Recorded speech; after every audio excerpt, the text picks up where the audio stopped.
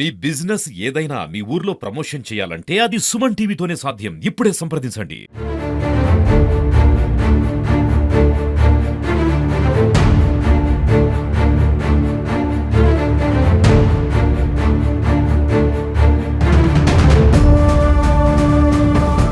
Police station లో బైరెడ్డి సిద్ధార్థ అయితే రావడం జరిగింది. అయితే గతంలో టీజీ భరత్ ఇచ్చిన ఫిర్యాదు మేరకు డిఫర్మేషన్ కేసులో అయితే విచారణకై హాజరయ్యాడు. ప్రస్తుతం మనం 3వ పట్టణ పోలీస్ స్టేషన్ నుండి బైరెడ్డి సిద్ధార్థ ఇప్పుడు బయటకు వచ్చాడు. ఇంతకు విచారణ ఏం జరిగింది అనేది మనం తెలుసుకునే ప్రయత్నం చేస్తాం. మనతో పాటు బైరెడ్డి సిద్ధార్థ రెడ్డి గారు. సార్ చెప్పండి, ఏం జరిగింది? విచారణ చేస్తారు?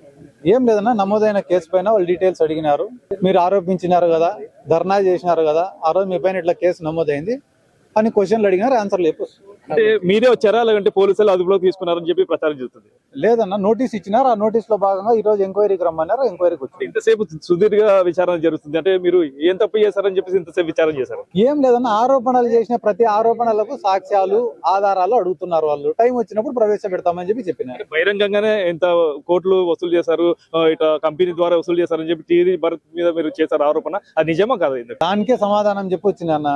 రేపు మా గవర్నమెంట్ వచ్చిన తర్వాత ఖచ్చితంగా ఎంక్వైరీలు జరుగుతాయి, విచారణలు జరుగుతాయి, ఆధారాలు సాక్ష్యాలు అన్ని బయటకు వస్తాయి, యాక్షన్లు జరుగుతాయి. అది ప్రతీకార కక్ష అనుకోవచ్చా?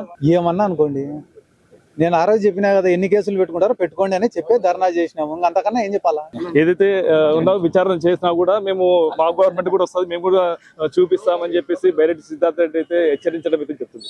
ఇది ఇక్కడ పరిస్థితి. కెమెరా పర్సన్ నాబాబుతో కిరణ్, సుమన్ టీవీ, జిల్లా.